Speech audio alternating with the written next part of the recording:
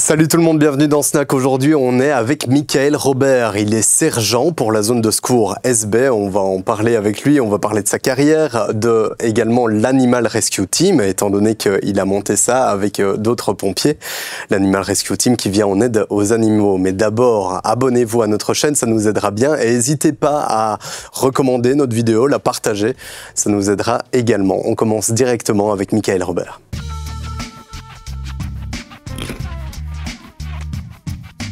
Salut Michael. Salut Pierre. Enchanté de te revoir, oui. Étant donné qu'on a beaucoup travaillé sur différents reportages ensemble ici sur la zone de Liège. Tu es pompier au sein de la zone SB. C'est ça. Tu as été sur différentes interventions dont on va parler, notamment la Tour Kennedy, l'incendie. La fameuse Tour Kennedy, oui. Oui, l'Animal Rescue Team également, où tu vas sauver des animaux. C'est quoi tes attributions au sein des pompiers ? Alors au niveau des pompiers, j'ai la chance, c'est un métier vraiment avec beaucoup de diversité. Et donc je suis pour le moment porte-parole au niveau de la communication sur l'opérationnel des pompiers. Je fais de la com au niveau des réseaux sociaux, conseiller technique de l'Animal Rescue Team. Je suis sergent, donc je suis gradé au sein de la zone de secours. Donc lorsqu'il y a des interventions, incendie ou sauvetage, je suis au niveau de la chaîne de commandement. Et je m'occupe également aussi du recrutement, de la formation des pompiers. On va en parler donc de cette formation pour accéder au métier de pompier. Mais d'abord, on va parler de cet Animal Rescue Team. C'est quoi finalement cet Animal Rescue Team ? L'Animal Rescue Team, si tu veux, c'est une unité de pompiers qui se sont spécialisés dans le sauvetage des animaux. Il faut savoir qu'en Belgique, peu de gens le savent, le sauvetage des animaux fait partie, dans un arrêté royal, des missions des pompiers, de tous les pompiers du pays, qu'on soit spécialisés ou non. Et donc, pour répondre à ce besoin de plus en plus important des animaux dans notre société, dans nos ménages, on a eu l'idée, j'ai apporté une idée à mon état-major, à mes bourgmestres, en disant, voilà, on a des citoyens à protéger, mais les citoyens ont aussi d'autres membres de leur famille un peu spéciales, les animaux de compagnie ou pour les éleveurs, leur bétail et autres. Et on devrait spécialiser, comme dans le métier de pompier, si tu veux, il y a plusieurs spécialisations. Il y a les pompiers du grimpe, sauvetage périlleux, toutes ces choses-là. Et je me suis dit, pourquoi ne pas spécialiser les pompiers à faire face à ce genre de mission? On n'intervient pas facilement face à un incendie comme un serpent, sur une vache de 850 kg, comme sur un accident de voiture. Donc, il faut que les pompiers s'entraînent à faire des choses qu'ils font régulièrement. Et donc, j'ai proposé cette unité de pompiers spécialisés. Je t'avoue, je n'ai pas inventé l'eau chaude, ça existait déjà en France depuis les années 80. Et donc j'ai été suivi par le monde politique, par mes bourgmestres et mon commandant. Et donc on a mis en place cette unité qui a vu le jour en 2017 et qui commence à faire des petits un peu partout sur le territoire. Bon, ça a été la bonne idée, parce que combien d'interventions en une année ? On est à plus d'une centaine d'interventions sur l'année, voire plus. On est actuellement, je pense, autour des 700-800 interventions depuis la création. On sort plusieurs fois par mois, puisqu'on a quand même un grand secteur. Et donc voilà, plus on est connu aussi grâce à notre émission télévisée sur la Une, on a la chance d'être connu, donc les gens savent qu'ils peuvent nous appeler. C'est très utile pour la population, à tel point que vous avez été, notamment, sur la Tour Kennedy. Oui, donc avant de parler de la Tour Kennedy, je vais un peu t'expliquer le pourquoi de l'idée aussi de l'unité. C'est qu'on s'est rendu compte que l'animal prend une place dans la société vraiment exponentielle. Alors nous, notre rôle, c'est de protéger d'abord l'humain. On mettra toujours les vies humaines en premier lieu, nous, en tant que pompiers, protéger les interventions face aux animaux, parce qu'on ne sait jamais comment ils peuvent réagir. Mais on s'est rendu compte, comme je t'ai dit, que dans nos foyers, il y a de plus en plus d'animaux domestiques. Et pour des personnes, c'est certain, c'est un membre de la famille, un membre à part entière. Pour d'autres personnes qui sont isolées, une dame âgée qui est veuve, c'est tout ce qui lui reste. C'est son petit chat, son petit chien. Et donc, on a pris conscience de l'importance que l'animal a dans la société actuelle. Je parlais aussi des animaux domestiques, mais on peut parler aussi des éleveurs. On pense aux éleveurs, les vaches laitières, mais parfois c'est des vaches qui sont reproduites de génération en génération, du grand-père au père, et donc c'est important aussi pour ces personnes-là. Et donc quand on voit la place que l'animal, et on le voit dans les reportages, quand on voit les gens qui sont vraiment sensibles à la faune sauvage également, on voit que l'animal a pris une place importante, et donc si on sauve les animaux, parfois les personnes comprennent un peu mieux et sont plus coopérantes au sauvetage. Je vais donner un exemple et on en revient à cette Tour Kennedy. C'est qu'il y a des gens, on l'a vécu lors des inondations de 2021, des personnes qui ont refusé d'être pris en charge par les sauveteurs aquatiques si l'animal n'était pas pris en charge également. Et donc, il y a des gens qui ont refusé leur propre sauvetage si l'animal n'était pas pris. Et donc, l'idée de notre unité, c'est justement de dire aux gens, et là on en vient à la tour Kennedy, sauvez-vous avec nous, et on va envoyer les pompiers spécialisés dans les animaux qui vont essayer de sauver également vos animaux. Il faut que ce soit complémentaire. Ça a marqué vraiment dans les Liégeois, ces hélicoptères, ces sauvetages. Donc c'était vraiment unique en Belgique, parce qu'on a jamais vu ça dans notre profession, des hélitreuillages en milieu urbain comme ça. Il y avait plein de Liégeois partout. C'était suivi par vous, par d'autres médias. Et donc cette tour un peu, on pense Steve McQueen, je sais pas si tu as déjà vu le film, La Tour Infernale. Ouais. Donc voilà, il faut savoir que mes collègues qui sont pompiers à Liège ils ont lutté contre cet incendie. Donc il y a eu la difficulté des étages, le feu qui progresse rapidement, les gens qui sont coincés dans leurs appartements, des familles entières. Je pense qu'on était sur plus ou moins 250 résidents dans cette tour. Et donc la mission a été très compliquée, il y a eu des décès, malheureusement aussi à déplorer sur place et par après, parce que c'est le danger des fumées. Mais ils ont fait un travail exceptionnel. Et dans la fin de journée, au moment où les derniers sauvetages humains arrivaient au bout, il y a eu une prise de conscience, qui n'était pas à l'époque dans notre culture, c'est qu'il y avait des animaux. Et au centre d'accueil, si tu veux, les personnes qui ont été évacuées ou qui étaient au travail pendant l'incendie, ils ont été dans un centre d'accueil où il y avait des managers psychosociaux, il y avait des assistantes, il y avait des psychologues pour les encadrer, parce que leur maison, leur logement, leur appartement brûle et est menacé, et se souciaient de leurs animaux. Je veux aller rechercher mes animaux, les gens étaient un peu en stress, parce que pour eux, leurs animaux, à la limite, la tour, ils n'en avaient rien à faire, mais ils voulaient qu'on sauve leurs animaux. Et une fois qu'ils ont su qu'on était sur place avec des vétérinaires, on était toute une équipe, il y avait des vétérinaires, il y avait l'unité spécialisée dans les animaux, la HART, il y avait des ASBL de bénévoles pour aider à prendre en charge les animaux. Justement, cette tension, ce stress a commencé à diminuer et les gens ont été rassurés de savoir qu'il y avait une structure qui allait essayer de sauver leurs animaux et de prendre en charge leurs animaux. Ça a été un succès? Alors ça a été un succès, oui, je peux pas dire non. On a juste une perte, un chat, mais on a sorti de tout. On a sorti des oiseaux d'un incendie. On a sorti des chiens dans les derniers étages, vers le 26, 27e étage, on a sorti des chiens. D'ailleurs, la propriétaire m'envoie de temps en temps des vidéos et des nouvelles de leurs chiens. On a sorti des chats, on a sorti un peu de tout, vraiment au niveau des animaux. Pas d'animaux exotiques, mais on a sorti vraiment de tout. Et je tiens à remercier le travail de mes gars, parce que moi, je coordonnais, si tu veux, au pied de la tour. On demandait aux gens plein d'informations. Où se trouve votre animal? Comment il s'appelle? Il se cache où, habituellement? Derrière la télévision, pour nous aider à aller plus rapidement d'étage en étage avec les pompiers de Liège, pour récupérer ces animaux, les amener à un centre vétérinaire où ils étaient examinés comme les humains, examinés, suivis. S'ils étaient en bonne santé, on rendait au propriétaire s'il pouvait le prendre en charge, sinon un refuge, et si ça n'allait pas, les animaux allaient vers une clinique vétérinaire. Et donc toute cette coordination de secours a été une première en Belgique, même pour les animaux. Ça n'a jamais existé, cette coordination de sauvetage, d'amener les animaux à un centre où il y avait des vétérinaires urgentistes, les VUSC, qui ont travaillé. Et ce travail d'équipe, en plus de tout le travail que les pompiers de Liège, parce qu'ils étaient épuisés, ils se sont battus contre cet incendie, a fait que, on a su sauver tous ces animaux. On a travaillé, nous, au niveau de l'Animal Rescue Team, quasiment toute la nuit. Je pense que les 2 derniers chats qu'on a sortis, on était aux environs de 7 heures du matin. Alors, il faut être évidemment précautionneux, étant donné que les animaux sont certainement stressés dans des situations pareilles. Ils voient débarquer, vous êtes en uniforme, tout à fait. En combinaison même, oui. anti-feu. Et dès lors, à mon avis, les chiens, les chats, ils n'aiment pas trop les uniformes, on le sait.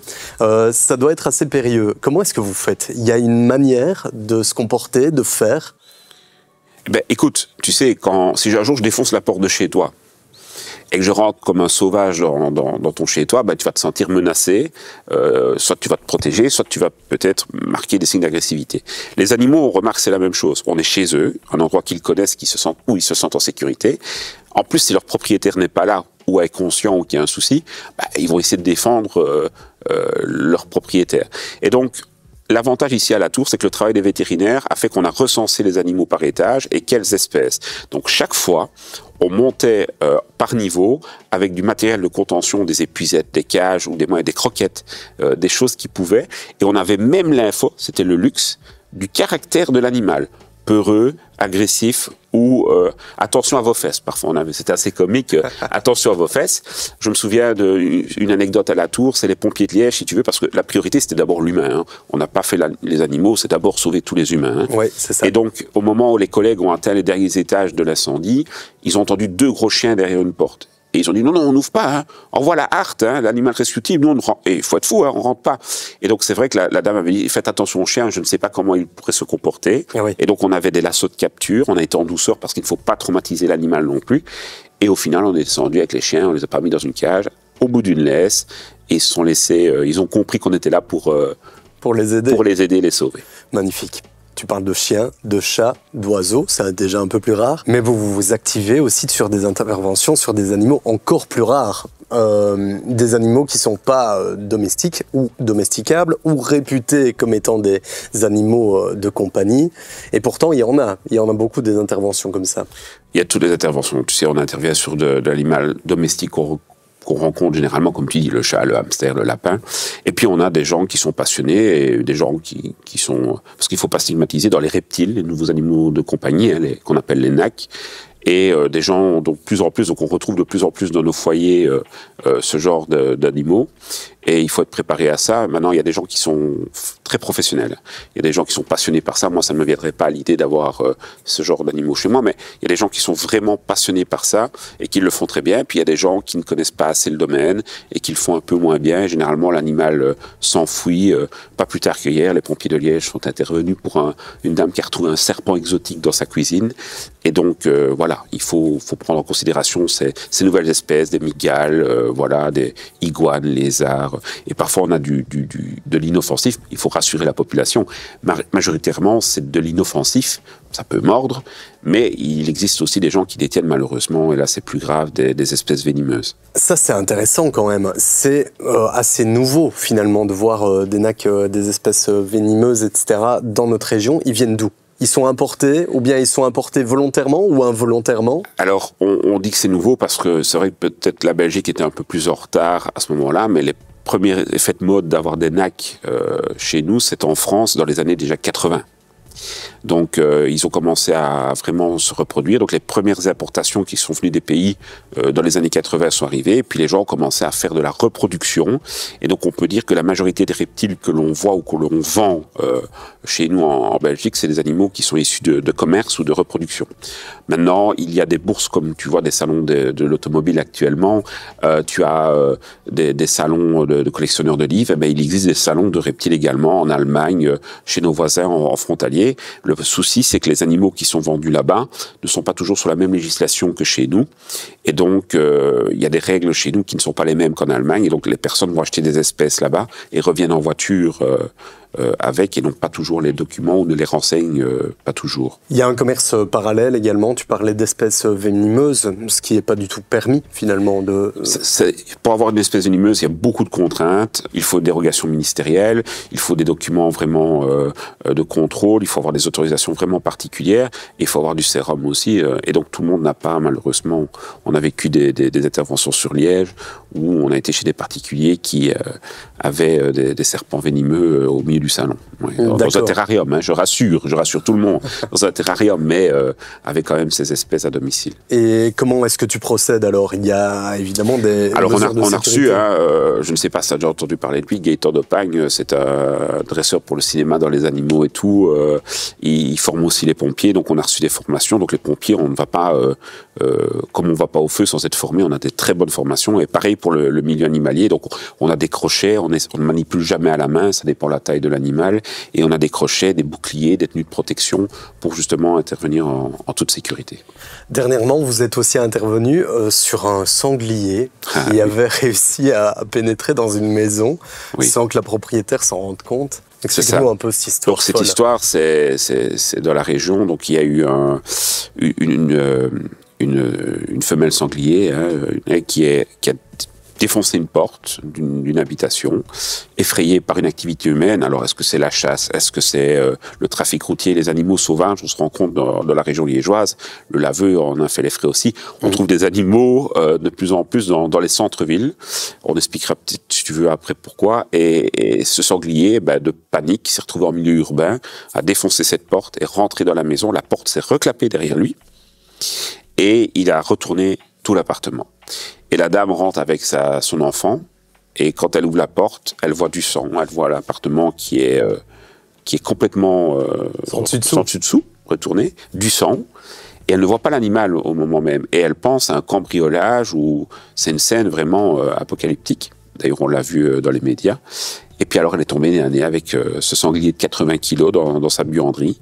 Donc, elle est vite sortie de son habitation, se protéger. Elle a appelé la police, qui est venue aussi. Les policiers ont fait « Ouh là là, sécurité ». Ils ont fermé la porte et puis ils ont fait appel aux pompiers. Et donc là, on a appelé des vétérinaires. Le DNF, c'est le département Nature et Forêt, c'est un peu la police de la forêt qui sont venus également. Et il a été décidé de flécher par une petite fenêtre extérieure avec vétérinaire le sanglier pour pouvoir le sortir. Et malheureusement, l'animal était très gravement blessé et a dû être euthanasié sur place. Dans le Laveu, en effet, t'en parlais, il y a eu un sanglier aussi qui se baladait comme ça dans les rues en plein Liège. Pas qu'un sanglier, et pas qu'un sanglier. Ah non? Il y a une espèce exotique pour le moment qui se promène dans le Laveu aussi. On a eu des chevreuils aussi à la gare, j'en face aussi sur le Laveu aussi. Donc on a de plus en plus d'animaux qui viennent peut-être la nuit quand il y a moins d'activité humaine pour se nourrir ou pour chercher des espaces, viennent dans l'urbain. Une espèce exotique, tu dis? Oui, c'est genre de je ne saurais pas t'expliquer, c'est vraiment comme un cochon d'Inde énorme. Capybara? Le capybara, voilà, c'est ça. Et qui est là pour le moment, on ne sait pas de qui, de quoi, comment, parce que c'est une espèce exotique et qui se promène dans le Laveu. D'accord, dans les forêts, dans les bois. Voilà, et on se demande même si à Liège, on va ouvrir un parc exotique sur le centre, voilà. Pourquoi est-ce que ces animaux se dirigent vers les centres urbains de plus en plus? C'est-à-dire que leur territoire diminue avec l'urbanisation. Ils se reproduisent. Bon, il y a la chasse qui régule certaines espèces, mais ils se reproduisent beaucoup. Et puis alors, les poubelles, la nourriture. Nous, en tant qu'humains, on prend plus d'espace au niveau urbanisme. D'ailleurs, on en coûte aussi avec les inondations à force de construire. Mais les animaux, à un moment donné, quand ils se reproduisent, ils grandissent. Par exemple, je peux parler du brocard. Il va être rejeté par son groupe parce qu'il doit aller sur un autre territoire. Et donc, il se déplace. Et donc, si leur territoire est déjà réduit, ils vont se déplacer ou ils peuvent se déplacer. Et parfois, malheureusement, ils sont en ville, ils sont chez nous. Tu me parlais aussi d'une tortue. Ah, la tortue d'Hermann, la tortue terrestre. Totor la tortue, pour ceux qui regardent. Donc, en fait, les pompiers de Liège, du poste de Anse, tu vois, il y a un peu des casernes partout pour les pompiers de Liège. Il y en a une à Anse. Et ils ont été appelés parce qu'il y avait une tortue terrestre qui avait envie d'éviter les bouchons, je ne sais pas. Et elle tentait de remonter sur l'autoroute vers le tunnel de Cointe. Et ils ont réussi à sauver cette pauvre petite tortue qui a fui. C'est ce qu'on pense. Elle était en bonne santé. Tu vois qu'elle n'était pas maltraitée. Et donc, on a recueilli cette tortue-là. On a cherché sur les réseaux sociaux. On a lancé des appels. Généralement, c'est des gens qui y tiennent. Donc, elles sont pucées. Elles n'avaient pas de puce. On a vraiment fait une campagne de recherche. Et personne n'a réclamé cette tortue. Et donc, elle est chez moi. Dans un grand enclos pour elle, avec un petit toit et tout. Et donc, Totor, la tortue, et chez le conseil technique de l'Animal Rescue Team. Magnifique. Tu les recueilles pas tous, ces animaux? Non, j'aurais vraiment des problèmes à la maison avec ma compagne. Non, les animaux, il y a des réglementations. Tu peux pas reprendre les animaux chez toi comme ça. Donc, il faut des autorisations. Mais là, tu as eu un petit coup de cœur. J'ai eu les autorisations officielles avec les documents, mais j'ai eu un coup de cœur, c'est vrai. C'est la belle histoire. Alors, l'intervention où tu as eu le plus peur, c'est laquelle? Dans l'animalier? Oui. Ce que j'ai eu le plus peur, dès que tu manipules des serpents et des espèces venimeuses, tu ne te sens pas à l'aise. Mais quand tu as un taureau qui te fonce dessus, j'ai eu une fois un taureau qui a foncé sur l'équipe, et ça, c'est 850 kilos qui te chargent et l'humain, il gagne pas. Hein. Donc, c'est ça. Donc voilà, faut faire attention. Et donc, un agriculteur qui t'avait certainement donc appelé, parce qu'il avait perdu son taureau. C'est ça, un taureau qui était en liberté. Donc voilà. Oui, donc on comprend que là, il faut une spécialisation, parce que quand tu es pompier et que tu n'as jamais été confronté à un animal et que tu te retrouves face à un bestiau de 800 kilos, ça doit être quand même assez impressionnant. C'est comme tu dis, nos formations, on a quand même eu des formations par le milieu vétérinaire, par des spécialistes, par des parcs zoologiques ou des éleveurs. Donc on a vraiment une formation et des entraînements courants. Hein. C'est le but du métier de pompier, c'est de s'entraîner, toujours se préparer au pire. Et donc voilà, on est obligé de... Et alors, ce qui est très bien, c'est que maintenant, les zones de secours, les autres casernes de pompiers en Belgique francophone, beaucoup prennent conscience que cet outil, qui est l'Animal Rescue Team, est un plus pour la sécurité des intervenants, mais pour la sécurité globale et de l'animal et des humains. Donc ils ont dit, il faut investir là-dedans, et donc on fait des petits. Il y en a de plus en plus alors en Belgique. Il y en a de plus en plus, voient le jour. Tout à fait. Sur une idée qui vient de toi finalement. Alors, on est les précurseurs, alors moi, je ne serais rien sans mon équipe. Hein. On est une vingtaine de pompiers spécialisés en SB, sans les bourgmestres qui ont dit, parce que c'est eux qui ont investi, les communes, voilà, on dit, oui, c'est important aussi d'investir là-dedans, et aux animaux. Et donc, oui, je suis l'initiateur de l'idée.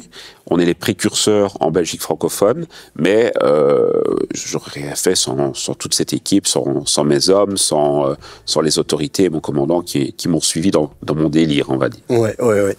Un délire qui a porté ses fruits. Qui porte ses fruits, qui est utile, qui est vraiment apprécié par la population et les autorités, et qui est vraiment un plus pour tout le monde. L'intervention la plus émouvante que tu as vécue? Oh, il y en a plusieurs, des interventions émouvantes. Ce qui est toujours le plus dur, hein, c'est quand on est sur place et qu'on a tout fait, et que l'animal doit être malheureusement euthanasié devant son propriétaire. C'est toujours un moment difficile parce que voilà, on a tout essayé. Par exemple, c'est souvent avec les chevaux, par exemple. Hein. Et on a eu une jeune fille aussi. On a essayé de sauver son cheval et elle l'a connu depuis sa naissance. Donc le cheval avait le même âge que la jeune fille. Et malheureusement, on a tout essayé. Et on a dû euthanasier l'animal. Donc on a laissé la personne avec son cheval et sa famille pour se recueillir avant que le vétérinaire injecte la dose létale. Et on se sent comme un peu une injustice. On dit, on a tout essayé et malheureusement, parfois, c'est comme pour l'humain, on ne sait plus rien faire. L'intervention qui t'a le plus marqué? Kennedy. Ouais. Kennedy, parce que Kennedy est hors norme sur différents points, que ce soit moi en tant que ma vision de pompier, l'animalier, ça a été une nouveauté, ça a été, honnêtement, les pompiers de Liège sont en train de faire un rétex, donc un retour d'expérience de tout ce qui s'est passé, de comment ça s'est coordonné et tout, et c'est vraiment une intervention c'est vraiment l'intervention des premières. Ouais, c'est ça. Qui a prouvé aussi que c'était très utile d'avoir l'Animal Rescue Team au sein d'équipes et avoir la possibilité d'être multi... Tu sais, donc nous, je l'ai dit, les pompiers, notre travail, c'est l'humain. Un, ce sera toujours l'humain. Même s'il y a un animal à sauver, mais qu'on risque une vie humaine, on ne prendra pas le risque pour la vie humaine. En deux, c'était les biens. Donc protéger, éviter que la maison brûle, l'incident, il faut limiter l'incendie. Et jusqu'il y a peu, normalement au niveau de la législation, ça change en Wallonie et Bruxelles, l'animal était considéré comme un bien aux personnes. Et donc la priorité c'était l'humain, le bien et puis l'animal parfois. Le statut de l'animal, comme je te dis, change, il évolue vraiment. Et donc maintenant, on revoit les techniques d'intervention des pompiers où on essaie de mettre en 1 l'humain, en 2 l'animal et en 3 le bien. Et donc ce sont vraiment des innovations et vraiment quelque chose de bénéfique pour tout le monde. C'est très bien de suivre l'évolution de la société. Il faut suivre l'évolution, oui. Ouais. Tu ne fais pas que ça, évidemment. Tu ne travailles pas que sur les animaux, les interventions qui entourent les animaux. Tu es aussi pompier, sergent d'ailleurs. Avant tout pompier. Avant tout pompier, c'est ça. On a tendance à l'oublier parce qu'on le voit beaucoup avec oui, on dit toujours, vous faites que les animaux, monsieur Robert. Michael, c'est vous à la télévision, ça va avec les animaux. Et c'est tout le temps les animaux, mais je ne fais pas que les animaux. Tu ne fais pas que ça. C'est une passion, c'est un plus, mais je ne fais pas que ça. D'ailleurs, tous les pompiers sont spécialisés. Pas tous, mais il y en a beaucoup qui sont spécialisés. C'est l'avantage de notre métier. Beaucoup de gens ne savent pas ce qu'ils veulent faire dans leur vie ou une reconversion. Le métier de pompier, il est parfait pour ça. On a plein de spécialisations et l'animalier, c'est une nouvelle spécialisation qui a vu le jour il y a quelques années et voilà, ça attire aussi d'autres personnes. On a le Grimpe aussi.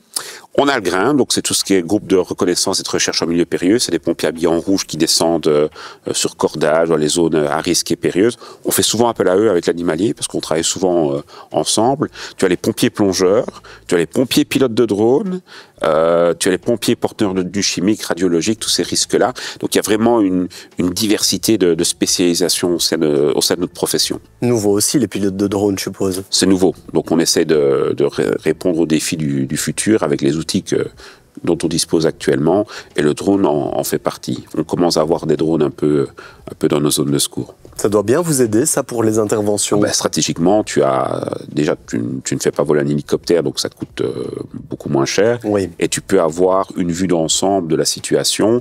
D'ailleurs, sur la Tour Kennedy, les drones de la police de Liège et de Protection civile ont décollé pour aller rassurer les gens, parce que sur les drones, il y a des micros, il y a des caméras, et même si on ne savait pas atteindre les gens rapidement, le fait de pouvoir examiner où il y avait des gens à sauver et de les rassurer, de faire passer des messages, c'est un outil quand la météo le permet, parce que ça a ses limites aussi, qui est très intéressant au niveau des secours. Et puis ça permet de faire aussi la promotion de ce que vous faites. J'ai remarqué qu'il y avait un Instagrammeur pompier sur Bruxelles, je pense. Oui, Vincent Firelife. Voilà, oui. Lui, il est vraiment passionné par ça. Donc, c'est un Français qui est venu s'installer en Belgique et qui suit par passion les collègues pompiers de Bruxelles, qui filment toutes les interventions. Et ça aussi, c'est une nouveauté dans notre métier. Si on avait des gens qui rentrent comme photographes, qui ont fait des études de photographie, vidéastes, médias, de la com, même les pompiers de Paris, ils ont des pompiers photographes en tenue de pompier sur incendie pour faire des reportages, pour les retours d'expérience, pour les formations et pour la communication. Donc ça, c'est nouveau dans les casernes de pompiers, services de secours, mais il y a aussi cet aspect-là. Formation, c'est intéressant, oui. Vous voyez les défauts qu'il y a eu pendant une intervention ou ce qui a bien fonctionné, Tout à fait. etc. On peut prendre des photos de cas vraiment particuliers. Dernièrement, les collègues de Liège ont eu un radiateur qui a explosé sous l'effet de la chaleur d'une maison. C'est pas courant.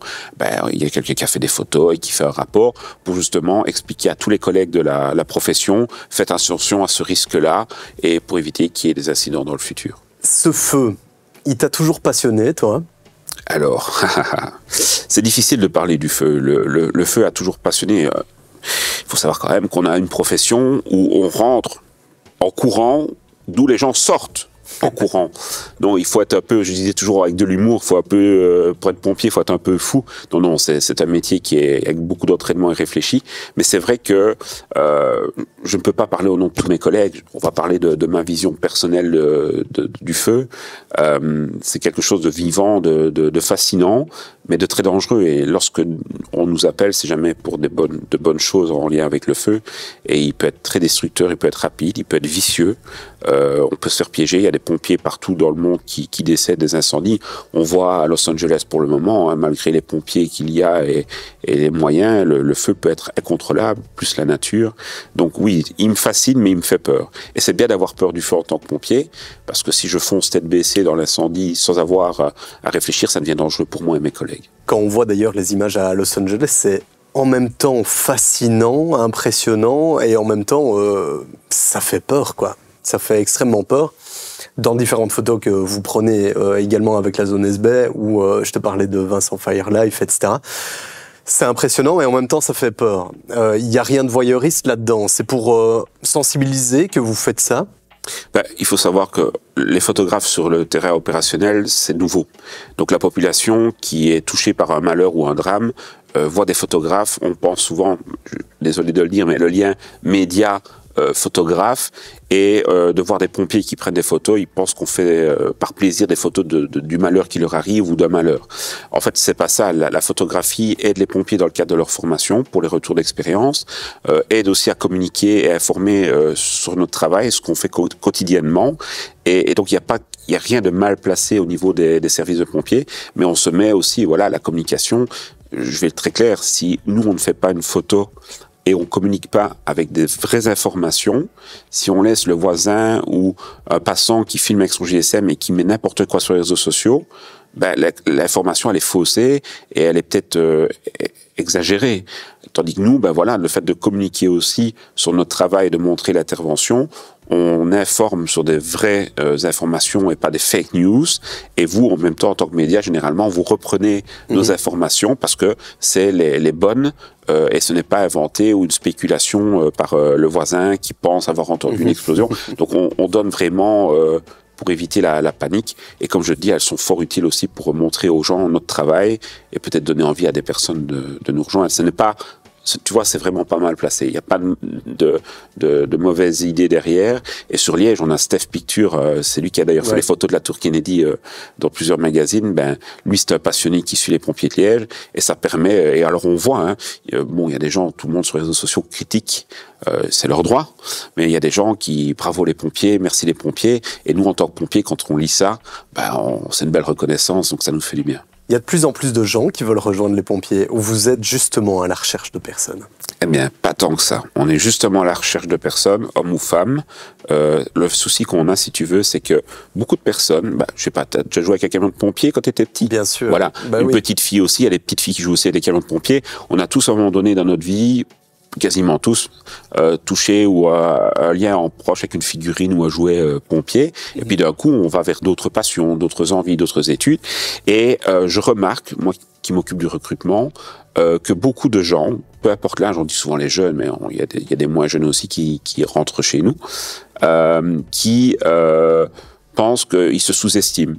On a trop donné une image exagérée de la profession. Tu sais, Chicago Fire. Voilà, des pompiers musclés, les calendriers des pompiers australiens avec les koalas torse nu avec des muscles comme ça. Et donc, à un moment donné, il y a eu une idée, je pense, faussée de notre profession. Les gens se disent, c'est pas pour moi. Les personnes mettent une distance avec le métier. Non, il faut être vraiment sportif. Oui, il y a un minimum à avoir, mais beaucoup de gens ferment la porte de notre profession parce qu'ils se sous-estiment, ils se mettent plus bas qu'ils ne sont, alors qu'avec un peu d'entraînement et de volonté, ils peuvent y arriver. Maintenant, attention, je ne dis pas que tout le monde peut devenir pompier. Il faut quand même avoir des prédispositions physiques. Il faut quand même, je vais dire, savoir voir du sang ou des choses qui ne sont pas toujours faciles à vivre et à voir. Notre métier, c'est pas... Quand on nous appelle, c'est jamais pour de bonnes choses. Et donc, il faut quand même des prédispositions, mais avec un peu d'entraînement et de volonté, qu'on soit homme, femme, grand, petit, avec des formes minces, voilà, il y a des possibilités de rentrer chez nous et beaucoup de gens ferment cette porte-là. Et je vois beaucoup de jeunes aussi qui me disent « Ah, monsieur, je ne saurais pas rentrer chez vous, j'ai vu les feuilletons, ils font des tractions et tout ça. » Oui, on fait du sport, il y a des tests d'entrée, mais voilà, il y a beaucoup de gens qui peuvent réussir avec de l'entraînement. D'ailleurs, moi, quand je suis rentré, j'étais comme ça et je pensais ne pas y arriver et j'ai réussi par volonté et envie. Les tests d'entrée, ils consistent en quoi? Alors, les tests d'entrée, d'abord, maintenant, ils ont un peu uniformisé pour toute la Belgique. Donc, pour pouvoir être pompier, donc, tu dois avoir ton certificat d'aptitude fédérale. C'est un document qu'on te remet après des épreuves. Et donc, ça, c'est organisé dans les provinces, dans les écoles de pompiers. Et tu peux retrouver les informations sur pompier.be et t'inscrire. Donc, tu as des épreuves écrites, des épreuves de maniabilité, voir si tu sais utiliser un marteau, une visseuse, voilà. Et les épreuves sportives. Tu dois réussir ces 3 épreuves pour pouvoir postuler comme pompier pro ou volontaire dans une zone de secours. Donc c'est vraiment la base. Il faut le permis de voiture, permis B minimum, ce certificat, et à ce moment-là, lorsqu'il y a un appel de recrutement dans une zone de secours, tu peux postuler, mais il faut ce certificat. Alors la chance qu'on a, et c'est important de le dire aux personnes qui nous regardent, c'est que le métier de pompier est encore un des rares métiers où tu peux atteindre la profession sans CESS. Donc tu peux, si tu réussis le test écrit qui est un QCM de niveau 4e secondaire pour le cadre de base, pompier de base en rentrant, tu peux, rejoindre la profession et monter en grade et évoluer sans CESS. Ok, intéressant aussi ça. Ouais. Parce qu'il doit y en avoir pas mal qui se dirigent vers aussi cet emploi, parce que c'est un emploi qui est bien rémunéré, je suppose, avec quand même des primes de risque importantes, etc. Les primes de risque, on est bien payé. Oui. Voilà, maintenant par rapport au salaire peut-être d'autres professions, moi je ne regarde pas trop, mais on ne peut pas dire qu'on est mal payé, mais c'est vrai qu'il y a des risques aussi. Oui, bien sûr. Vous êtes formé comment? Et combien de temps est-ce que ça prend? Alors, maintenant, ça dépend si tu veux être professionnel volontaire, mais on parlera un peu de la différence. Je pense que c'est important d'expliquer les deux. Donc, pour revenir à ta question, il faut compter maintenant une formation complète dans les 2 années avec les années de stage pour pouvoir, si on n'a aucun diplôme dans les pompiers, dans le milieu des pompiers, pour être pompier. Donc, beaucoup de zones de secours demandent que les gens soient pompiers et ambulanciers. Donc, tu dois aller à l'école de pompiers. Il y a une école de pompiers comme il y a une école de police. Ici, à la province de Liège, elle est à Serein, avec l'école de police et l'école de médicale urgente. Et puis, tu dois faire ton école de médicale urgente. À l'issue de ces 2 formations, tu as des stages en interne, une formation en interne dans ta propre caserne, dans son propre fonctionnement. Et à l'issue de ton stage, tu es nommé, tu deviens sapeur-pompier, ambulancier, et tu es envoyé sur le terrain et tu es nommé. Donc tu portes le grade de sapeur-pompier. Et puis après, tu as des formations à l'année. Donc comme tu disais, les pompiers sont hyper entraînés. Donc on ne vous envoie pas quand on vous forme n'importe comment à l'incendie ou sur les interventions. Et donc, il y a un nombre d'heures de formation à l'année à suivre en interne et à l'école des pompiers.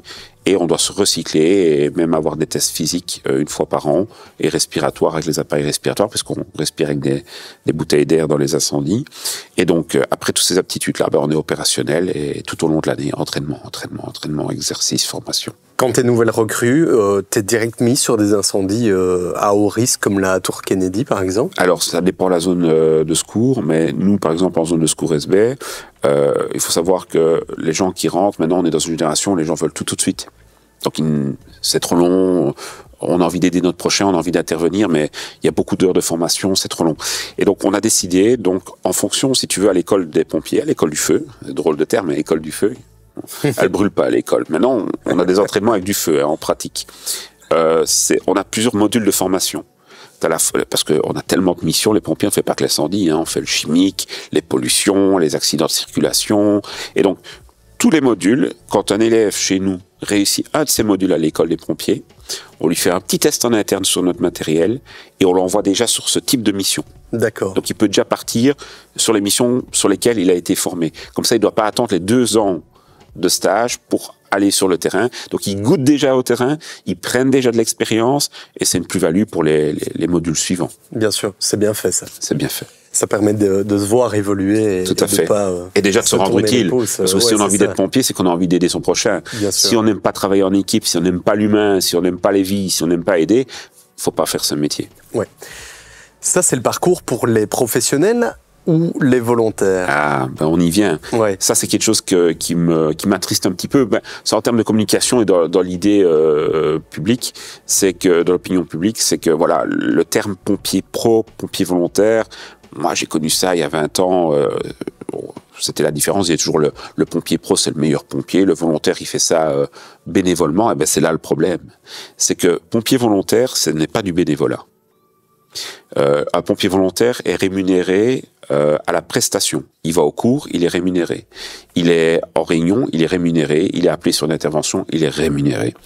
Et la seule différence entre ces 2 métiers, c'est que le professionnel, c'est son emploi principal et le volontaire, c'est une activité complémentaire. Mais le métier est le même. Les interventions, le matériel, les véhicules, les formations sur un banc d'école, c'est identique. C'est juste qu'il y en a un qui fait ça tout le temps, enfin son emploi principal, et l'autre fait ça en activité complémentaire. En Belgique, pour donner une idée, sur plus ou moins 18 000 pompiers, hommes et femmes confondus, on a plus ou moins 14 000 volontaires. Donc la majorité de notre pays, ce sont des pompiers, hommes et femmes volontaires. Alors pourquoi? Tout simplement parce que Liège, il faut des professionnels. Ils sortent tout le temps, il y a beaucoup d'habitants, il y a une grosse zone à sécuriser. Bruxelles, pareil aussi. Toutes les grandes villes ont des pompiers professionnels. Et puis dans les plus petites zones, les zones rurales ou comme chez nous, tu as une mixité de pompiers professionnels pour la gestion quotidienne et des volontaires, parce qu'on a besoin des pompiers volontaires qui sont rappelés lorsqu'il y a des interventions incendie ou de grande ampleur. Ils sont rappelables à n'importe quel moment ou tu peux dire tes disponibilités? Alors chez nous, on se met à la technologie aussi, c'est pas le tam-tam. Donc on a sur son smartphone, on a une application et on a un programme. Donc on dit qu'on est disponible ou indisponible. Donc je sais pas, tu as envie d'aller faire du sport, aller courir, mais t'as pas envie d'être appelé, tu te mets indisponible. Ah, aujourd'hui je ne fais rien, je suis devant la télé ce dimanche, j'ai envie de me mettre disponible. Je me rends disponible sur le logiciel. Et donc nous on sait que la personne peut être rappelée en fonction de sa spécificité activités, ses fonctions. Ah, il est chauffeur de la grande échelle. Ah, elle est ambulancière. Ben voilà, on peut compter dessus. Et le programme va automatiquement, en fonction de l'alerte qu'on reçoit, va déclencher les pompiers volontaires qui sont disponibles chez eux. Et tu peux choisir le jour même alors. Tu te dis, oui, tiens. Tout à fait. En temps T, en temps zéro, tu peux. Okay. Tu peux te donner disponible ou indisponible. Ok, très bien. Et on t'appelle alors ou bien tu as un mail qui arrive? Alors tu as un pager. Okay. T'as un pager, donc t'as vraiment, comme on voit dans les films Urgence, tu vois, ils sont là, Urgence avec toi. C'est le même principe, c'est un petit boîtier électronique où on envoie un signal et où tu trouves, ça déclenche, tu reçois l'alerte, l'intervention incendie de bâtiment, et alors tu te rends dans le délai le plus rapidement possible en respectant le code de la route avec ta voiture personnelle et tu te rends à la caserne, tu te changes en uniforme de pompier, puis tu montes dans le véhicule qui t'est affecté et tu te rends sur l'intervention. Tu dois vivre tout près d'une caserne pour faire ça ou pas du tout? Alors, tout dépend, encore une fois, les zones de secours en Belgique. Chez nous, en SB, et généralement en province de Liège, on demande d'habiter dans les 7 minutes d'une des casernes de pompiers de la zone de secours pour arriver dans un délai raisonnable pour porter secours. Tu es accompagné de professionnels, je suppose, sur les interventions quand tu es volontaire? On est tout. Non. C'est comme je te dis, je vous l'ai expliqué tout à l'heure, il n'y a vraiment pas de différence. C'est vraiment qu'il y en a un que c'est son emploi principal et l'autre l'activité complémentaire. Mais en termes de qualité, de formation, de professionnalisme et de terrain, c'est la même chose. Hein. Et en plus, chez nous, de plus en plus, on a des gens qui sont pompiers professionnels et pompiers volontaires. Donc chez nous, on a des pompiers de Liège, des pompiers de Bruxelles. Donc ils vont faire leur garde à Bruxelles et à Liège. Et comme ils habitent la SB, en plus, ils donnent leur expérience et du temps en plus, après journée, pour les pompiers volontaires. Ah, intéressant aussi ça. Ok. Et tu peux travailler donc comme pompier professionnel dans une autre province que c'est la seule règle actuellement. Ça changera peut-être au niveau politique. Donc pour le moment, pour être pompier pro, tu ne peux pas être pompier pro et pompier volontaire dans la même zone de secours. C'est ça. Donc tu peux être dans une zone de secours voisine dans un statut et être dans l'autre dans un autre statut. Vous êtes plus à la recherche de professionnels ou de volontaires? Encore une fois, les pompiers de Liège, c'est quasiment 100%, ils sont majoritairement professionnels, donc ils recherchent des pompiers professionnels. Chez nous, on est majoritairement à rechercher des pompiers volontaires. Pourquoi? Tout simplement qu'il n'y a pas des incendies tous les jours en SB. Les pompiers de Liège vont quasiment sortir tous les jours. C'est normal par rapport en termes de démographique au niveau de la population et des moyens. Mais donc nous, on n'a pas l'utilité d'avoir 20, 30, 40 pompiers H24 en caserne, pas pour le moment. Et donc le système qu'on a actuellement fonctionne. Mais pour qu'il continue, il faut qu'on continue à avoir des gens motivés et des volontaires pour aller sur le terrain. Je suppose qu'il y a des périodes où vous avez encore plus besoin des volontaires, notamment en hiver, où il y a beaucoup d'incendies. Explique-nous un peu ces périodes où vous êtes beaucoup appelés. Donc en fait, dans notre métier, on a des périodes où on est plus propice à certaines interventions. Tu vas avoir les plus grands risques d'incendie de bâtiments en hiver. Les gens se chauffent avec des appareils électriques. Parfois, ils mettent trop de prise sur un multiprise qui n'est pas prévu pour. On a des feux électriques. On a le problème aussi des gens qui utilisent de plus en plus en hiver. On utilise plus la cheminée. Donc le bois, en fonction que le bois qu'on utilise ou ce que l'on brûle, si c'est résineux ou quoi, ça fait des bouchons. Les bouchons s'enflamment. Donc on a des feux de cheminée. On a les périodes de Noël, les bougies, les guirlandes qui sont achetées un peu sur Internet, parfois sur des sites qui ne répondent pas aux normes européennes. On a des périodes hivernales, les accidents. On a eu pas mal d'accidents ces derniers temps avec le verglas et la neige, les chutes des arbres aussi. Donc, en fonction des périodes, en été, les feux de broussailles, voilà. Il faut savoir pour rebondir à la demande, qu'on cherche des hommes et des femmes qui ont envie d'un peu s'investir et qui se sentent capables, avec un peu d'entraînement. Il y a le défi climatique, tu vois. On a le réchauffement, on voit à Los Angeles, on voit les inondations, on voit les tempêtes, on a vu ce qui s'est passé à Mayotte aussi. On voit qu'au niveau climatique, il y a des défis qui nous attendent, mais ils sont déjà là. Donc oui, alors au niveau du politique de l'Europe, on va essayer de mettre en place des choses pour améliorer notre façon de vivre et la pollution haute, mais les interventions, les intempéries, les inondations, les catastrophes, les incendies, ils sont déjà là. Donc on a besoin d'hommes et de femmes pour pouvoir déjà y répondre à cette problématique-là. Oui, certes, on étudie d'améliorer nos conditions de vie en tant qu'être humain, mais il faut déjà avoir des acteurs et des actrices sur le terrain pour porter secours. On l'a vu aux inondations 2021, il était impossible avec les pompiers qu'on a, et des pompiers d'Ostende qui sont venus d'Anvers porter secours en région liégeoise, c'était impossible d'avoir assez de pompiers pour intervenir sur toute la zone qui a été touchée dans notre province. Ouais. Et donc, les citoyens, ils pensent que c'est pas pour eux, mais ils peuvent devenir acteurs. C'est pas parce que il faut pas être passionné par les pompiers pour devenir pompier. Si tu as envie de t'investir, par exemple, on a un cas, je vais te donner un exemple, un de nos pompiers, il va avoir la cinquantaine, et il a décidé, il est banquier, et il a décidé de dire, voilà, moi, en plus, j'aime mon travail, donc, et j'ai envie de faire quelque chose en plus, où je me sens utile pour la société, pour les citoyens, et d'aider mon prochain. Et le gars, il a dit, je vais mettre mes efforts. Il a fait les cours après journée, parce qu'on peut faire les cours après journée. Il y a une vie de famille aussi, c'est un impact sur la vie de famille et tout. Il a gardé son emploi principal. Il est heureux comme ça. Il est banquier en journée, et après journée, il porte l'uniforme d'un peu héros des temps modernes, des pompiers, des ambulanciers. Donc, les gens ne pensent pas, mais on peut faire ça également. La formation en cours du soir, qui a duré 2 ans aussi, alors on est plus ou moins sur 12 mois maintenant, entre 6 et 12 mois, les formations, on peut les faire en accéléré, mais voilà, oui, ça peut être en soirée sur les 2 ans, même à l'école de médicale urgente. Donc, même quelqu'un qui a un emploi principal peut se retrouver là-dedans et s'investir dans... Maintenant, ça demande du temps, c'est des heures, il faut reconnaître, c'est pas facile, mais il y a moyen. Si la famille d'accord pour garder les enfants ou des choses ainsi, voilà, où on a de plus en plus de dames. Ça, c'est nouveau aussi dans notre profession. En Belgique, on a de plus en plus de dames et ça, c'est très bien. Génial. Tu parles des inondations qui ont fort marqué, évidemment, les services de secours, tous confondus. Et tous les sinistrés. Et tous les sinistrés, évidemment. Mais vous étiez donc en train d'essayer d'aider les gens, alors qu'il y avait tellement de gens à aider, quoi. Ça a dû être très frustrant, ça. Écoute... Moi, encore une fois, sur cette catastrophe, j'étais là avec ma casquette. Donc, sur l'ASB qui a été un peu touché, pas autant que ce qu'on a connu sur la vallée de l'Ourthe et de l'Amblève.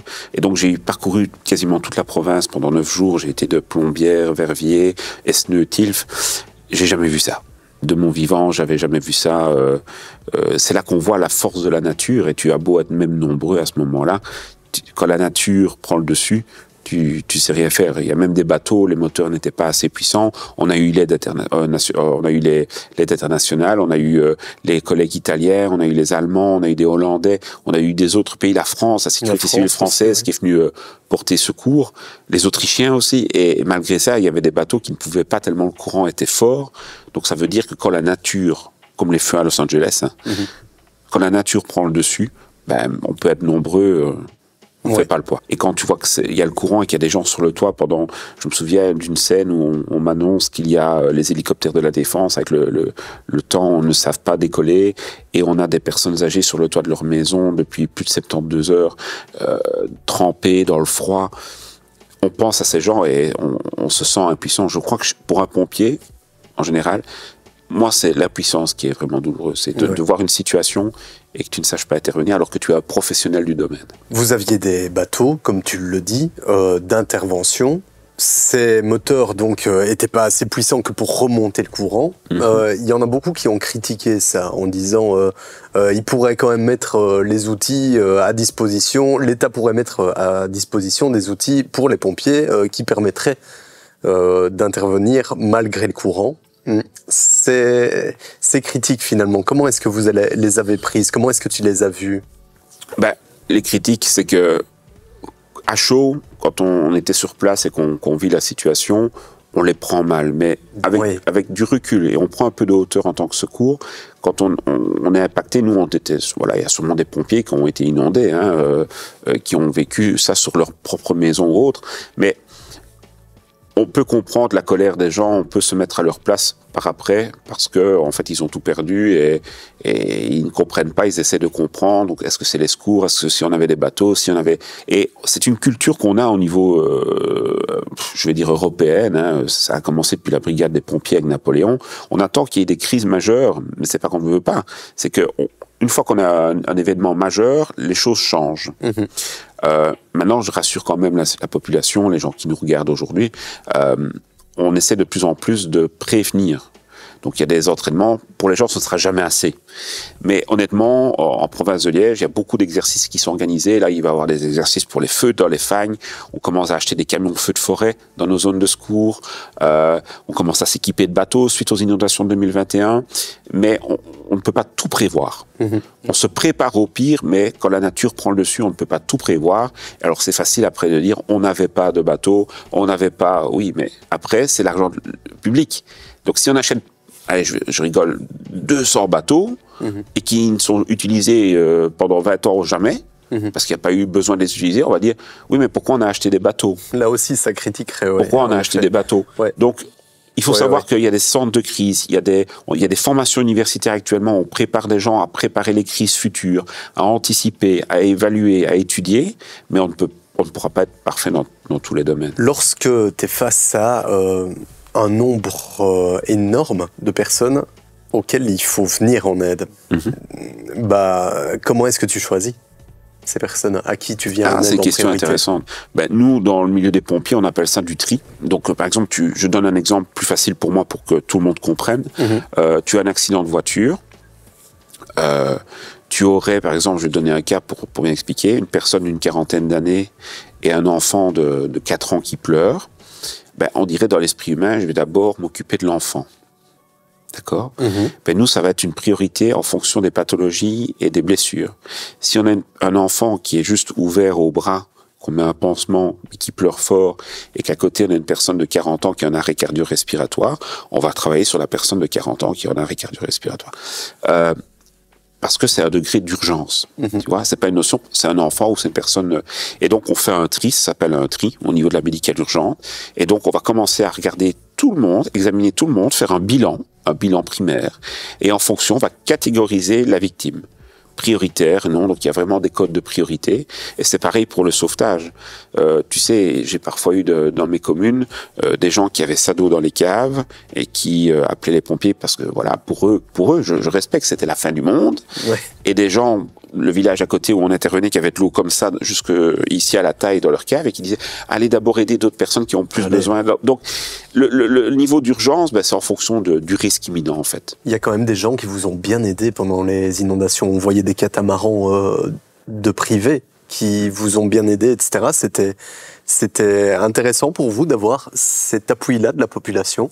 Et on a vu des gens qui ont cassé des portes, qui ont sauvé des personnes, qui ont sauvé des animaux. On a vu des voisins qui sont arrivés avec des bateaux gonflables de plage aussi. On a vraiment vu, c'est là que je trouve que c'est encore rassurant de voir que l'humain, lors de grosses crises majeures, peut encore s'entraider. Et on l'a vu lors de ces inondations-là.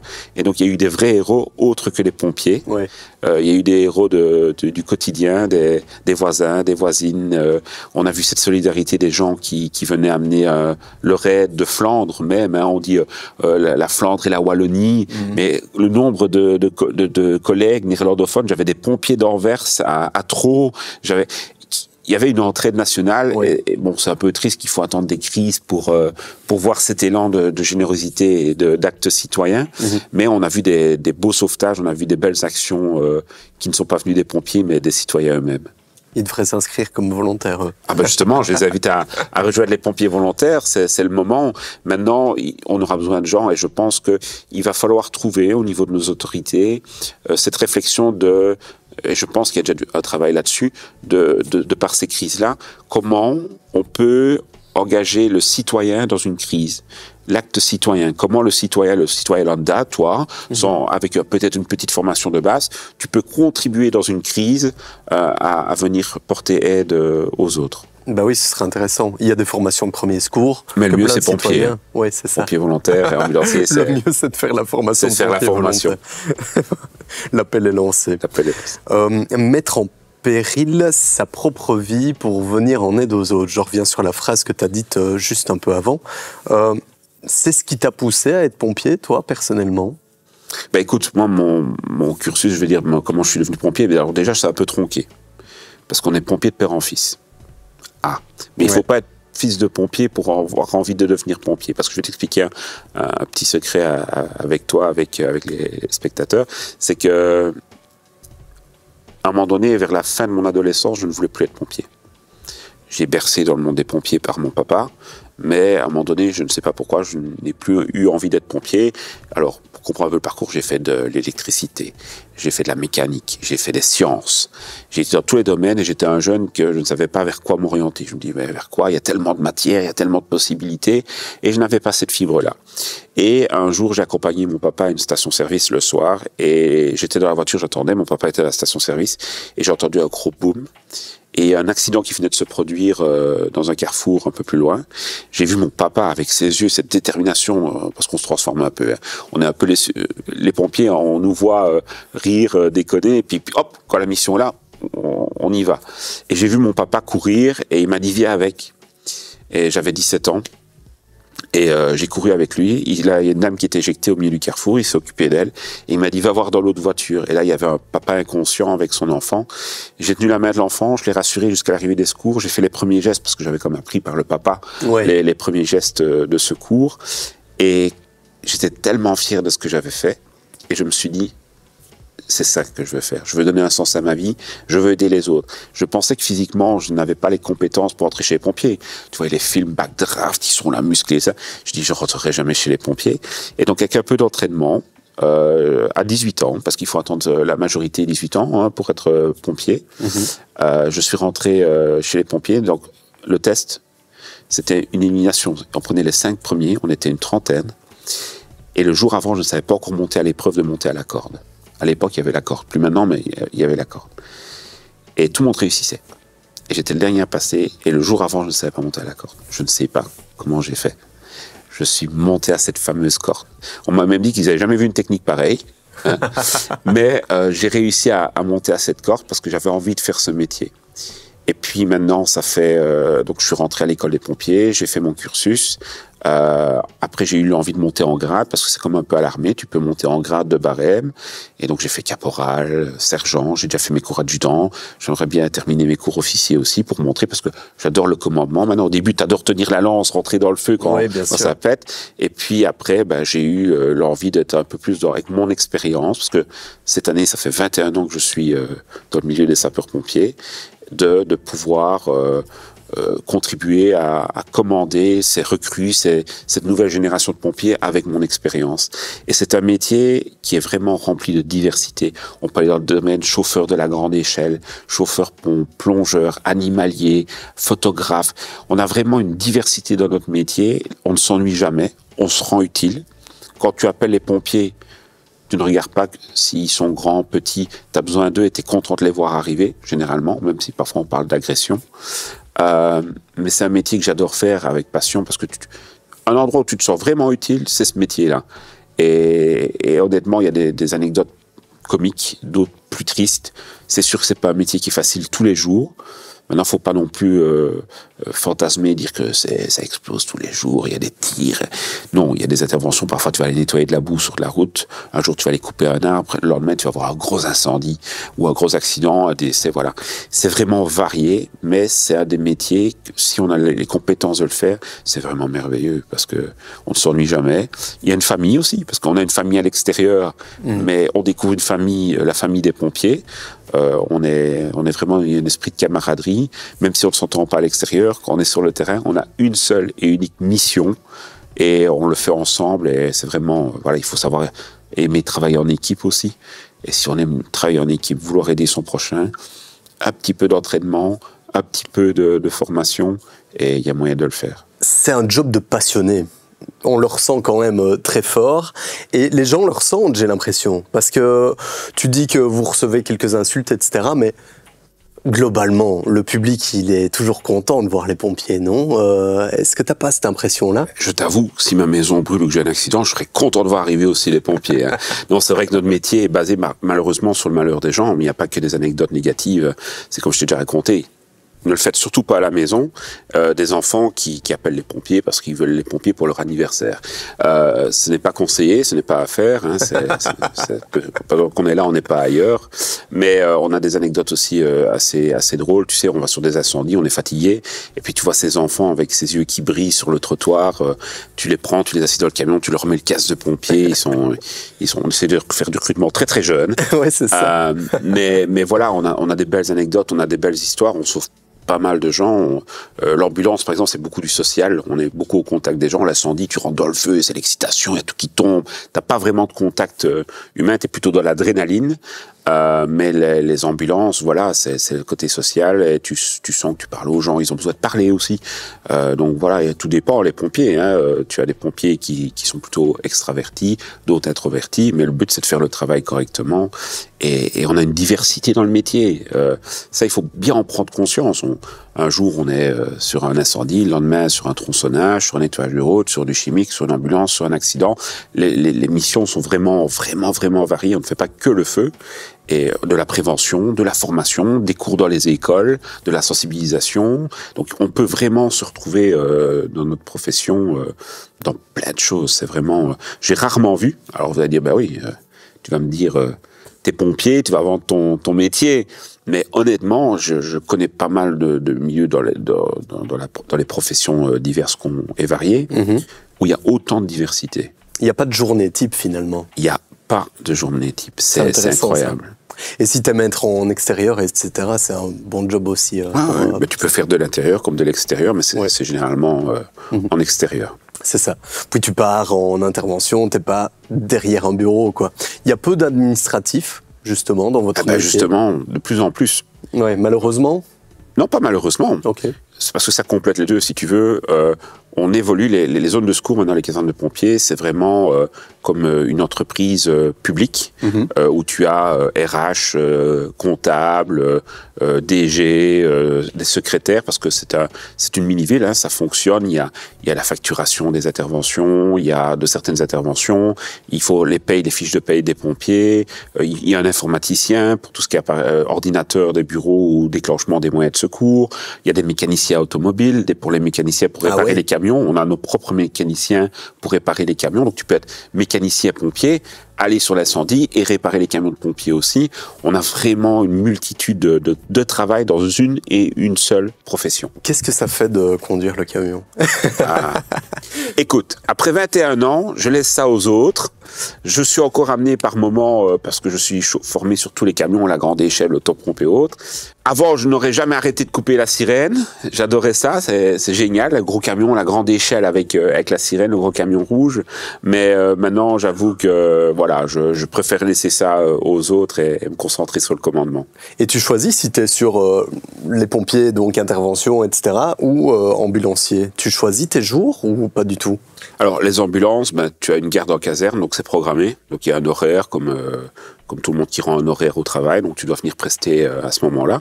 Maintenant, les incendies, tu as des affectations. En fonction de ce que tu as comme spécificité au sein des pompiers, tu vas chez les pompiers pro à Liège, quand ils commencent leur garde, ils savent très bien que lui, pendant sa garde, il va être chauffeur de la grande échelle, lui il va être sur la désincar, lui il va être sur le véhicule officier, et eux ont leur rôle qui est défini à l'avance.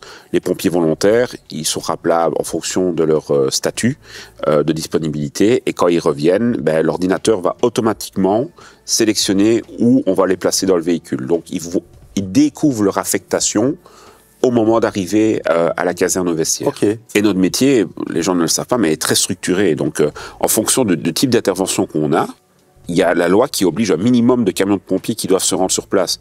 On ne se dit pas, il y a ça qui brûle, je vais envoyer autant de camions, autant d'ambulances. Non, c'est vraiment procédurier, il y a des réglementations. Donc, en fonction du type d'intervention, il y a un minimum de pompiers en nombre et en véhicules qui doivent se rendre sur place. Et alors, on peut toujours augmenter en fonction des besoins et des risques que l'on rencontre sur place. Quand tu pars avec l'autopompe, c'est plus intervention, c'est plus... on est généralement sur l'incendie, technique, secours technique et incendie. Ouais, ok. Et tu peux partir comme chauffeur, comme gradé si tu es gradé comme moi, chef du camion, ou comme homme à l'arrière, comme exécutant, avec les appareils respiratoires, qui tient la lance, qui rentre dans l'incendie, ou qui utilise les outils de désincarcération pour découper les voitures. Donc voilà, ça dépend. Ça c'est un aspect. T'as un autre aspect, c'est l'ambulance. Oui. Ambulancier, c'est tout à fait autre chose. Là, ça va être le rapport humain. Il faut savoir que dans notre profession, il faut le dire aux personnes qui nous regardent, c'est la réalité. La majorité de nos missions, c'est de l'ambulance. Voilà, pour les services de pompiers qui ont des ambulances. Et la partie du métier où tu as le plus contact avec les gens, c'est l'ambulance. Une personne âgée, un enfant, quelqu'un qui est traumatisé suite à un accident ou une agression, c'est là vraiment que le social opère. Ça peut être quoi finalement une mission ambulance? Ça peut être quelqu'un de trop ivre, ça peut être quelqu'un qui est en état d'ébriété sur la voie publique, ouais. Hein, une soirée trop arrosée dans le carré. Hein. En tant que liégeois, on va parler d'un lieu qu'on connaît. Ça peut être un accident de circulation, ça peut être un incident domestique.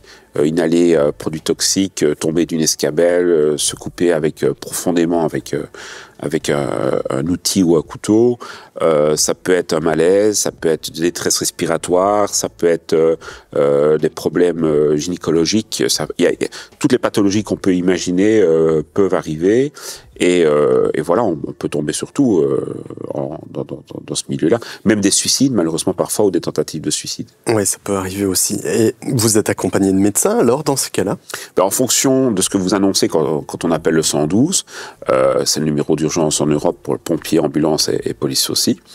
Lorsqu'on appelle, en fonction des informations, parce que les gens se disent dans l'urgence, je les comprends, moi aussi, hein, mais tu as une victime devant toi, tu appelles les secours, tu aimerais qu'il soit là tout de suite. Ça, c'est pas possible. Et en fait, on vous pose plein de questions.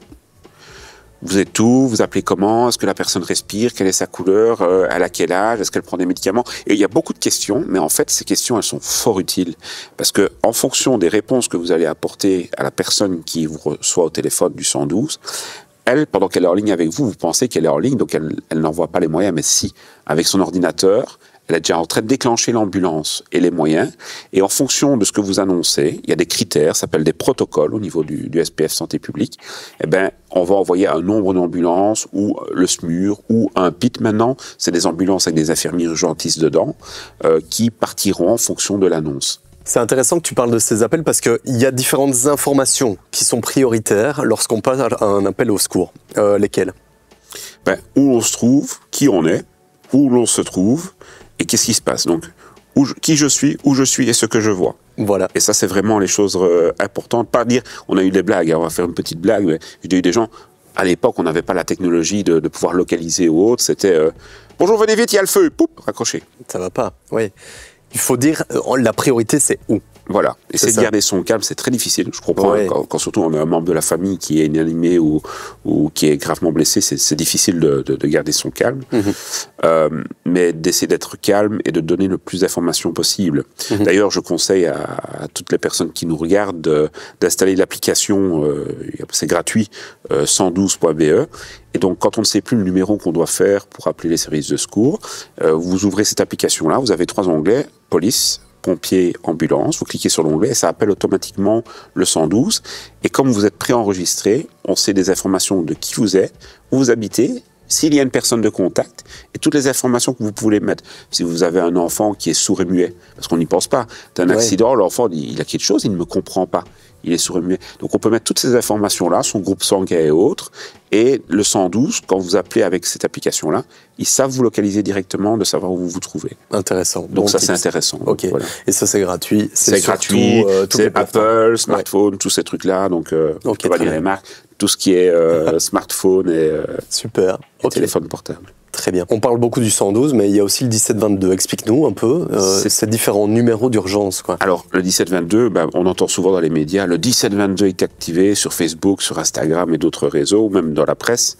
En fait, le 1722, on s'est rendu compte que beaucoup de gens ne savent pas le degré d'urgence, et pour certaines personnes, tout est urgent, hein, il faut savoir. Et lorsque notre pays est touché par des intempéries, des tempêtes, avec beaucoup d'arbres ou des incidents, les gens téléphonent au 112, sauf que le 112 devient surchargé. On surcharge la ligne d'urgence, d'appel d'urgence. Donc, les personnes veulent signaler qu'il y a un arbre simplement couché sur la route, mais il n'y a pas de blessé, il n'y a rien. Ils sonnent au 112. Et pendant cela, il y a peut-être quelqu'un qui est en attente, qui a un arrêt cardiaque, ou un enfant qui est en difficulté, une vraie urgence en soi, ou un incendie, et il y a un délai d'attente, parce qu'il y a comme une attente, pour pouvoir décrocher et répondre. Et donc, on a demandé via ce numéro national qui est intéressant, et via une application aussi, vous savez solliciter l'intervention des pompiers pour les missions non urgentes. Ça veut dire, quand on dit non urgente, c'est quand une vie n'est pas en jeu. Ça veut dire que si l'arbre est déjà à terre ou sur une voiture, mais qu'il n'y a personne dans la voiture, s'il n'y a pas de risque d'accident, s'il n'y a pas de risque d'électrocution, d'incendie ou autre, que c'est simplement une tuile qui est tombée ou qui manage de tomber, on conseille aux gens de faire ce 1722. Ça ne veut pas dire que les pompiers ne viendront pas. Oui. On va traiter l'alerte, mais on ne surcharge pas le numéro d'urgence 112 pour les vraies urgences. Ici, en hiver, on constate aussi qu'il y a beaucoup de sorties de pompiers. J'habite tout près d'une caserne, moi, et on le remarque qu'il y a énormément de sorties de pompiers. C'est dû à quoi, ça? Tu sais, on a des semaines où on a beaucoup d'incendies, et puis on a des semaines où on n'a rien du tout. C'est un peu... Comme la vie se passe, on ne sait jamais si on va avoir des interventions ou pas. Parfois, tu as des périodes, comme je te dis, les périodes hivernales avec le chauffage, les chauffages électriques, les gens qui ne ramenent pas leur cheminée ou qui utilisent des moyens de chauffage un peu différents ou pas normés. Ben voilà, il y a des incidents un peu plus domestiques qui arrivent. Ouais. Et voilà, donc je pense que dans notre métier, ben, en fonction des périodes, ben, il y a des risques qui apparaissent. Mais sinon, toute l'année, on peut avoir des missions. Tu peux avoir un jour une explosion, le lendemain, comme j'ai expliqué, une pollution, le surlendemain un cheval, donc c'est vraiment varié. Les accidents domestiques liés au chauffage, au CO et le monoxyde de carbone, hein, donc le tueur silencieux. Donc quand on dit qu'il est silencieux, il est inodore et colorascipide. Donc c'est en fait suite à une mauvaise combustion d'un chauveau. Ça peut être un poêle au charbon et autres. Hein, c'est du monoxyde de carbone qui est produit et qui va on va avoir les sensations de vomissement, nausées, migraines. On n'est pas obligé d'avoir les toutes, hein, mais et après, on devient inanimé, et puis on a une forme d'asphyxie. Il y en a beaucoup en Belgique. Il y a des décès chaque année. Hein. On est à plus de 1000 décès par an en Belgique à cause du monoxyde de carbone. Et donc, qu'est-ce qu'on conseille? Dès qu'on sent les premiers symptômes, c'est d'évacuer la pièce, d'aérer, de couper le système de chauffage ou le système qui est défaillant et d'appeler un expert ou une société pour venir entretenir, nettoyer ou contrôler l'installation. Nous, quand on intervient là-dessus, quand on a la chance d'intervenir quand les gens sont encore en vie, parce qu'on arrive parfois, on a déjà retrouvé un couple devant la télé décédé. Ils n'ont rien senti, ils sont endormis et ils ont quitté ce monde. Et donc on n'a rien su faire. Mais quand on a encore la chance de le voir ou de le ressentir, il faut sortir du bâtiment, aérer et couper la source d'énergie de l'appareil qui chauffe, quoi. Donc voilà. Et surtout appeler un expert pour contrôler les pompiers, chaudières, etc. Alors au moment de l'intoxication, avant en prévention, c'est mieux. Donc les précautions qu'on peut donner au public pour ça, c'est de l'entretien, de contrôler et d'avoir un système de ventilation et d'aération dans la maison pour pouvoir justement que ces gaz soient évacués. Il faut une bonne installation. En résumé, il faut une installation conforme. C'est ça, exactement. Et si vous n'avez pas les moyens, parce qu'il y a certaines personnes qui n'ont pas les moyens de la réactualiser, il y a aussi des détecteurs. Des détecteurs, oui, c'est ça que important à dire. Donc, il faut savoir qu'en Wallonie, on est obligé maintenant d'installer, même dans les maisons, c'est un peu la seule législation qu'on attend des maisons, c'est un détecteur par niveau. Et par une certaine superficie. Vous pouvez aller voir sur le site, il y a un site qui est intéressant, c'est ne jouez pas avec le feu. Et là, vous avez toutes les règles de sécurité liées aux sapins, aux guirlandes, au CO, au détecteur, où il faut placer son détecteur dans la maison aussi, parce que mettre votre détecteur dans la cuisine, il y en a plein qui le font sûrement, mettre son détecteur dans la cuisine, où il y a les fumées de cuisson et tout. Ils sonnent tout le temps, ou c'est les piles qui sont vides et tout. Mais tout ce que je peux vous dire, depuis 21 ans que je suis pompier, le détecteur sauve des vies. J'ai eu des histoires qui se terminent bien parce que les gens ont été réveillés par leur détecteur. Il faut savoir que si vous installez un seul détecteur dans votre maison, il faut le mettre à l'endroit où vous êtes le moins conscient de la situation sur 24 heures. Et c'est quand, à ton avis? Le hall d'entrée? Quand tu dors. Le palier de nuit.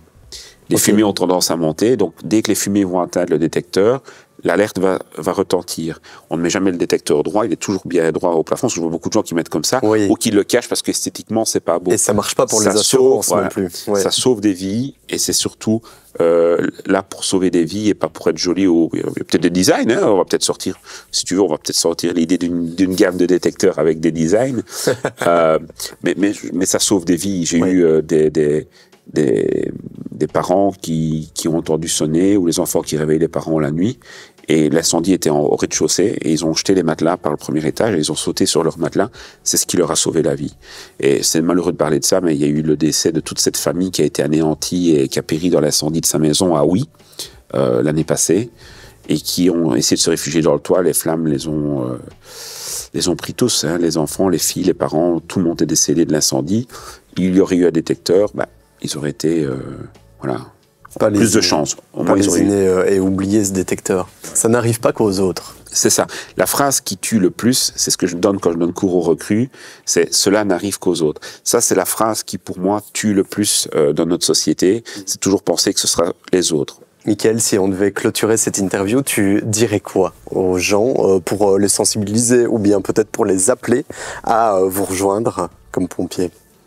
Si vous avez un peu de motivation, de détermination et vous avez envie de vous rendre utile et d'aider les autres, rejoignez-nous. Nickel, parfait. Mickaël, merci beaucoup d'être venu aujourd'hui. Mais merci à toi pour l'invitation et je n'hésite pas aussi de faire passer le message que voilà, si les gens, après cette émission, si ça leur a plu, de pouvoir poser leurs questions sur recrutement@pompiers-sb.be ou d'aller voir les renseignements sur notre profession sur pompiers.be. Eh bien, nickel, on vous met les liens en description, c'est juste en dessous de cette vidéo. Merci Mickaël. Merci à toi. Et merci à vous de nous avoir suivis. On se retrouve dimanche prochain pour une nouvelle émission de Snack. D'ici là, abonnez-vous à notre chaîne et n'hésitez pas à partager cette vidéo, ça nous aidera bien. Ciao.